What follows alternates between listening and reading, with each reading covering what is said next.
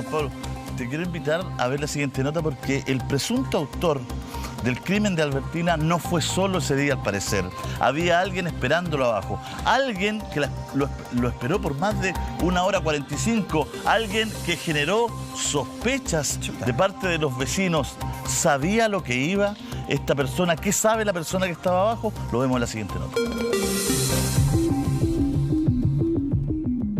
Pueden haber participaciones de otros sujetos como autores o cómplices, o encubridores, me habían dicho, y lo estamos investigando.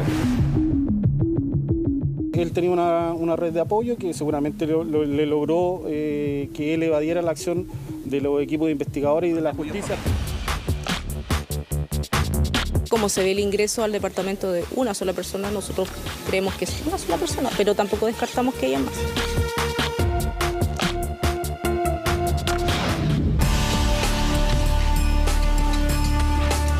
A menos de que se cumplieran 3 meses del crimen de Albertina Martínez, el presunto autor de su muerte fue detenido y formalizado por el delito de robo con homicidio. Claro que la investigación arrojaría un antecedente más. Un sujeto habría esperado por 1 hora y 45 minutos a Jairo González afuera del edificio de la fotógrafa. ¿Quién es este hombre? ¿Qué relación tendría con los hechos? Pueden haber participaciones de otros sujetos como autores o cómplices, o encubridores, me habían dicho, y lo estamos investigando aquí.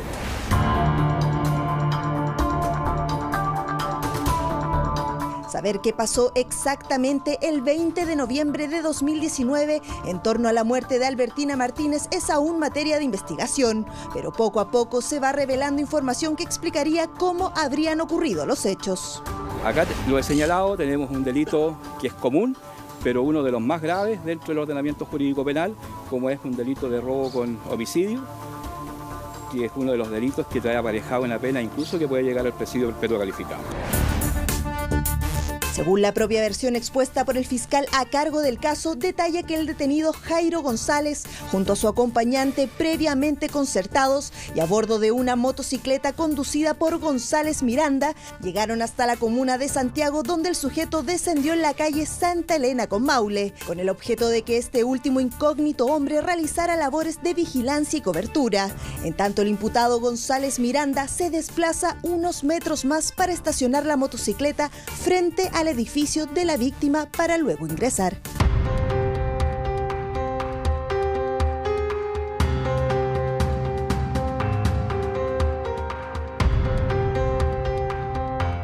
Mientras tanto, y a solo metros del edificio de Albertina, según la investigación, un hombre caminaba por la calle de manera sospechosa. Al rato, un llamado por parte de locatarios del sector alertó a carabineros de su presencia, quienes minutos después se acercaron al lugar y le realizaron un control de identidad. Pero hasta ese momento nada hacía sospechar de lo que ocurriría en el interior del departamento. Pueden haber más personas involucradas. ¿Ustedes pensaron en esto, que podía haber más? ¿Siempre pensaron que había una persona? Nunca lo descartamos, pero tampoco lo confirmamos porque no teníamos información a ciencia cierta si había más participación. Bueno, en la fotografía, como se ve el ingreso al departamento de una sola persona, nosotros creemos que es una sola persona, pero tampoco descartamos que haya más. ¿Sabría este hombre a qué se dirigiría Jairo González? ¿Por qué lo esperó por más de 1 hora fuera del edificio? ¿Sería otro repartidor de comida? Preguntas que hoy se intentan esclarecer. Se va a investigar la participación como encubridores de otras personas que colaboraron para que este sujeto huyera por más de 50 días desde acá de la región metropolitana. Ese mismo día y en el intervalo que este misterioso sujeto esperaba en las cercanías del edificio, algunos vecinos fueron testigos de situaciones que cobrarían sentido más adelante. Los ruidos eran de golpes muy fuertes, como en las paredes, también como si alguien estuviera tirando cosas al suelo. También escuché gritos de una mujer y llantos, eran como de desesperación. Durante eso me acerqué a la ventana para tratar de observar de dónde venían los ruidos. Ahí observé una luz que venía del departamento del piso 12. El tipo entró un gallo, pero ella le dijo que pasara. Entonces, como dijeron que había sido un Rappi o algo así, lo más probable es que lo sea, porque si ella lo dejó entrar, pero hablé con el conserje, pero porque me dio miedo lo que había pasado. Y ahí dijo que claro, que le habían dicho que pasara.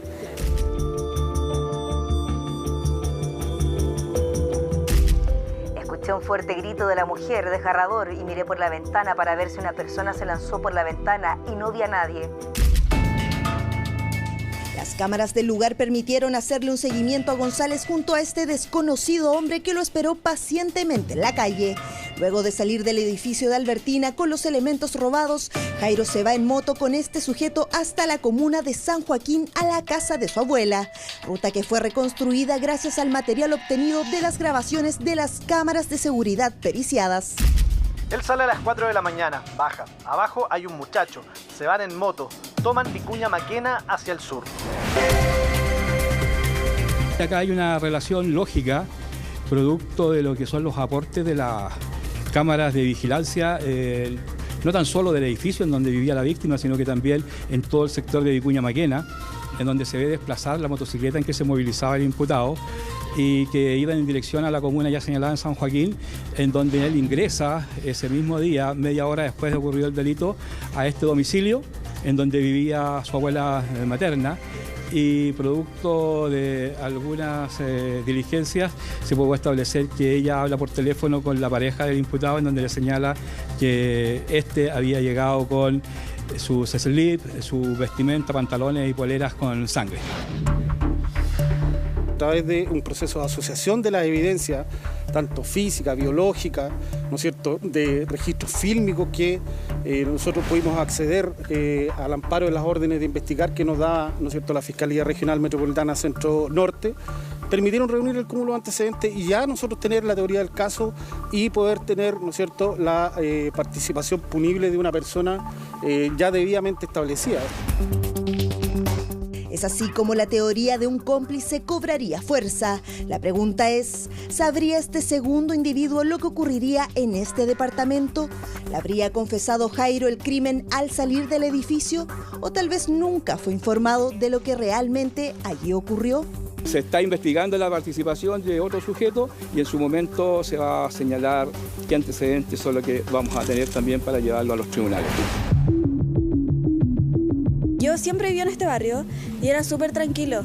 Entonces, como que pasen estas cosas, asusta. Igual acá hay muchos niños, lo que sí en este edificio no hay mucha seguridad. Después de lo que pasó con ella, ahí como que pusieron huella y los conserjes han estado más pendientes. Mi hermano me venía a ver y te digo que yo estaba, no sé, en mi pieza y sentía el timbre. Entonces... ¿Tampoco los avisaban acá? No, por ejemplo, todas las veces que vino mi hermano jamás se registró. De hecho, muchas veces nos quisimos ir por lo mismo. Porque faltaba seguridad, porque no había un control de la gente que entraba. Desde el Ministerio Público investigan la participación de otro sujeto en el hecho y no descartan que incluso más personas puedan estar vinculadas como cómplices o encubridores en este caso. Nosotros entendemos que él tenía una red de apoyo que seguramente le logró que él evadiera la acción de los equipos de investigadores y de la justicia, pero amistades también. Quisimos saber si se tomó contacto con este hombre o no, pero desde Comunicaciones de Carabineros nos respondieron lo siguiente. Por determinación de la Fiscalía, no podemos referirnos a líneas investigativas que se mantienen en curso de momento. Si bien Jairo González fue detenido como el presunto autor del crimen de la fotógrafa Albertina Martínez y se sospecha de otro involucrado en el caso, lo claro es que aún quedan muchas interrogantes por descartar o confirmar. ¿Cuál sería la participación de este sujeto? ¿Sabía lo que ocurría en el lugar? ¿Es cómplice del crimen? Solo el tiempo lo dirá. Se suman a nuestro panel Sergio Torres, muchas gracias Sergio. Rodrigo Marco, aquí está Rodrigo, muchas gracias por venir. Rodrigo es el presidente del Colegio de Criminalistas de Chile y don Héctor Rodríguez, abogado. Héctor, muchas gracias por venir al programa. Bueno, se habla de un acompañante. Se habla de que esta persona no actuó solo, Sergio. Hay que empezar a ver aquí, junto a esta persona, la intencionalidad del sujeto. Hola, buenos días. Yo creo que del punto de vista policial, yo voy a hablar de eso, a lo mejor Rodrigo que me puede ayudar. Lo primero que tiene que hacer uno como policía y como Ministerio Público es demostrar la participación de la persona que está detenida. Partamos de eso. Después él, si colabora con la investigación y él manifiesta de que se subió a un vehículo, le comentó a la otra persona, mira, pasó esto, sustraje estas cosas, él ya pasa a ser un cómplice, un encubridor, de acuerdo a cómo lo tipifica el Ministerio Público. Disculpe que lo apure. Pero el sujeto ya hay cámaras donde se sube, cámaras donde se baja. Él dejó su nombre en el cuaderno que la iba a ver a ella. Hay cámara donde entra al lugar, hay cámara cuando sale, todo.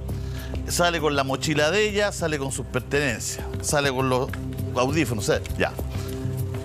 Mi pregunta es, después de tener todos estos antecedentes, él colabora con la justicia, este imputado, y dice, sí, yo entré, pasó esto, señalando su defensoría de que no tuvo intención de matarla. Y por eso es mi pregunta. Una vez dicho esto, ¿es importante el sujeto que está abajo porque puede dar claridad, porque al ser interrogado puede manifestar si de verdad este sujeto se encontró con una situación que hizo que cometiera este asesinato o si venía en disposición o predisposición?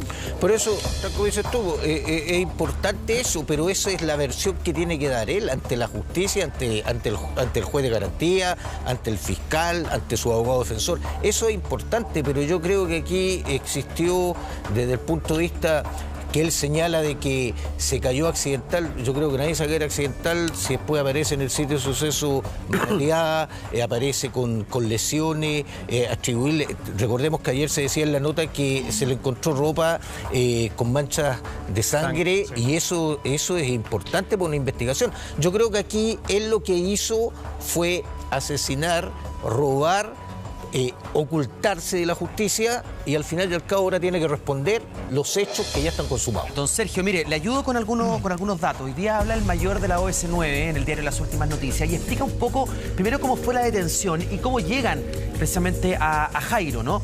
Dicen que un carabinero encuentra una persona media extraña afuera del edificio. Le hacen un control de identidad. Toman justamente todos los antecedentes y se dan cuenta que no tenía ninguna orden de nada y lo dejan libre.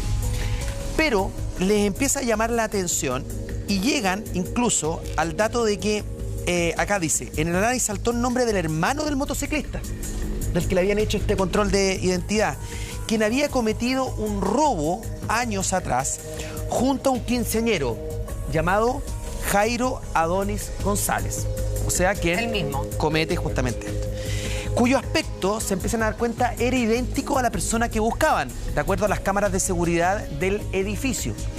Y es ahí como llegan justamente al lugar, que es donde él estaba escondido hace 2 meses. Y no era la casa precisamente de un familiar, sino que era la casa de un cercano.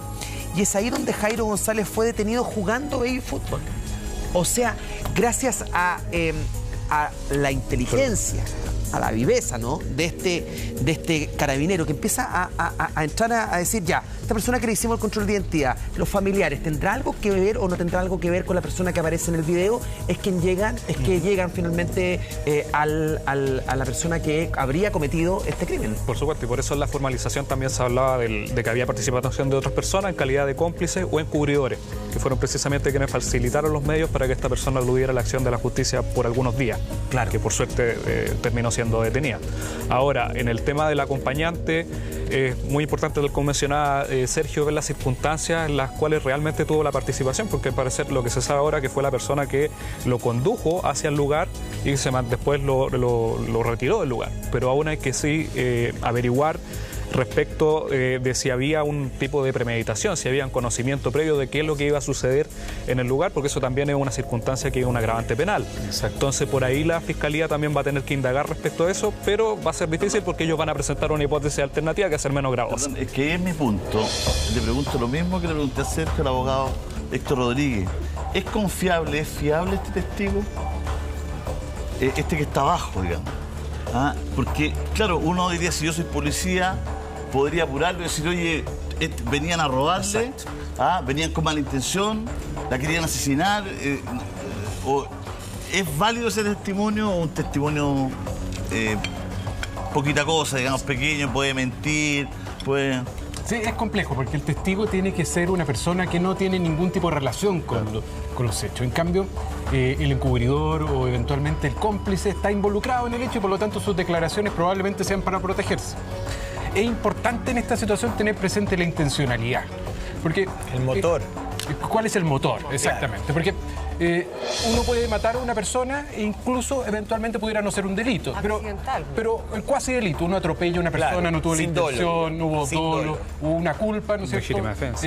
Legítima defensa, etc. Entonces, después está el homicidio simple. Es decir, yo tuve la intención de matarlo, pero no hay ninguna de las calificaciones. En el minuto, estamos en una riña y de repente mato a una persona y ese tiene una sanción bastante más baja y eventualmente pudiera ser incluso ni siquiera privativa de responsabilidad, atendido que no tengan antecedentes anteriores, haya colaborado, etc. Y después está el homicidio calificado, ¿no es cierto?, que aquí es el homicidio de mayor penalidad, que ya hay la intención, había una preparación, actuó sobre seguro o unas condiciones que establecen la ley. Pregunta, el hecho de que él haya estado 1 hora y 45 minutos igual es mucho tiempo. O sea, no es que uno haya llegado con la intención, no sé, quiero matar a esta persona, me voy.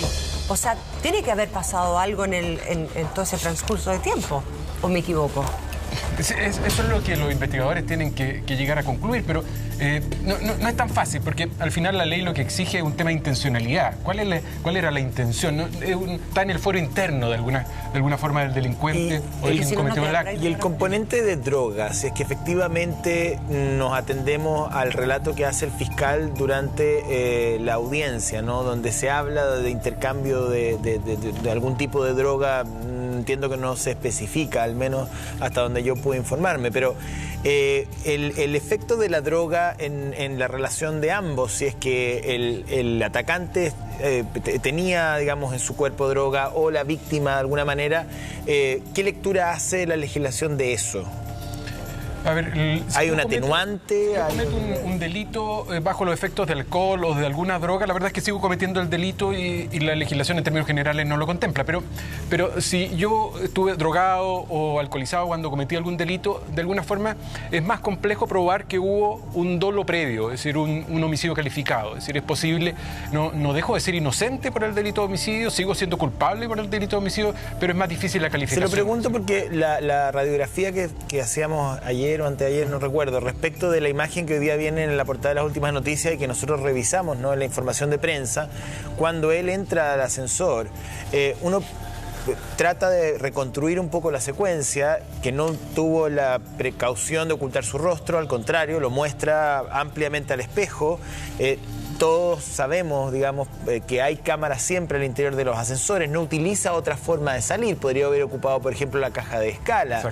Se arregla el polerón que al parecer era de la víctima, lleva la mochila de la víctima y no la oculta tampoco. Entonces, uno eventualmente podría pensar que dentro del esquema había algo que no le permitió planificar, ni siquiera ocultar su identidad. Pero exacto. Si da el nombre de consejería. Exacto, exacto. Por eso se lo pregunto. Pero el dolo, no necesariamente los delincuentes son inteligentes. Es decir, tal vez si fueran más inteligentes harían algo honesto. Buena conclusión. Muchas gracias. Pero a lo mejor no fue inteligente a la hora de ir a la casa y demostrarse en la cámara. Pero en ese sentido, Rodrigo, él cuando se va a esconder a esta casa, en la sexta región, se cambia el nombre. Porque no se hace llamar Jairo, sino que de otro nombre. Incluso todavía no está claro, ¿no? Y eso lo van comentando. Se escapa 2 meses, él sabe que lo están buscando, no se va a la casa de un familiar, sino que se va a la casa de alguien que él prácticamente conoce, me imagino que estaba al tanto, pero dice que sus compañeros de fútbol que estaban ahí en la cancha no sabían lo que él había cometido, entonces también lo mantuvo muy callado. Entonces tampoco es un delincuente tan avesado a la hora de arrancar, ¿no? Claro, obviamente pudo haber hecho cosas mucho más. Podría haber seguido al país, podría haber seguido al país, podría haber tratado de ocultarse de una forma que fuese más difícil que lograran detectar cuál era su red de apoyo. Sí, pero esos son rasgos. Pero claro, eso habla en el fondo de la personalidad de él y que las habilidades que en el fondo tenía para cometer. O sea, obviamente no estamos frente a un criminal que es una mente maestra, sino que es un delincuente común nomás. Alguien que iba improvisando. Por suerte. Claro. Joven también, la edad. Y muy joven. Claro. Pero yo lo encuentro muy peligroso. Por lo poco que sabemos de él, lo encuentro peligrosísimo. Porque encuentro que es un tipo que entra que entra al lugar, como tú dices, que se pone la capucha antes de entrar todo, que puede dar muchas señales. Se pone la capucha al salir. No es consciente que hay una cámara dentro del Hay una disociación de la realidad. Se la pone al salir. Pero ¿sabes dónde yo digo que lo encuentro peligroso? Es el video de la salida. No, es que eso es brutal. O sea, si tú vienes de asesinar a alguien, o sea, mira, se empieza a mirar cómo le queda la chaqueta. Cómo le queda básicamente como que va a clases, digamos. O sea, sí, como que se levantó de la mañana. Se arreglan los pantalones. Se arregla ahí, mira, y mira cómo le hace. Oh, me queda bien la chaqueta. Ahí está. Estoy más delgado. Va con el polerón de Mega, mira. Abajo. Va con el polerón de Mega, con la mochila de ella, adentro de la mochila con el computador y la cámara fotográfica, con los audífonos precisamente también de ella. O sea, hay un nivel una persona que después de cometer lo que hizo, sale así. Yo siento que reviste realmente un peligro para la sociedad. Yo más que eso, fíjate, Julio, a mí, yo estoy de acuerdo contigo, creo que es una persona muy peligrosa, pero también, y no puedo dejar de mencionarlo, habla de una marginalidad horrorosa. O sea, porque en definitiva también estamos frente a una persona con una inconsciencia absoluta, con una capacidad, con cero capacidad de entender la brutalidad que acaba de cometer. Entonces, la marginalidad, si estaba drogado, marginal. El haber cometido este crimen, marginal. O sea, la marginalidad que porque también... no todos los drogadictos son criminales. Exactamente. Claro, o sea, por lo mismo lo digo. Entonces, de verdad es muy brutal. No todos los que viven fuera de las márgenes hacen esas cosas. Además, no todos. Eso es una cosa súper importante. Cuando hablamos de marginal, siempre lo asociamos con una cosa disfuncional. Las márgenes de Santiago están llenas de gente que se levanta religiosamente a trabajar todos los días. Te agradezco. Hablamos de una marginalidad disfuncional brutal. Gracias por... Bueno, el caso continúa, se están conociendo cada vez más detalles. Lo cierto es que esta persona actuó en total conciencia porque después se escapó, después se ocultó, estuvo prófugo, o sea, es un caso que de verdad va a dar mucho que hablar. Pero ahora vamos a cambiar de tema a las 10:58 y vamos a hablar del concejal del año.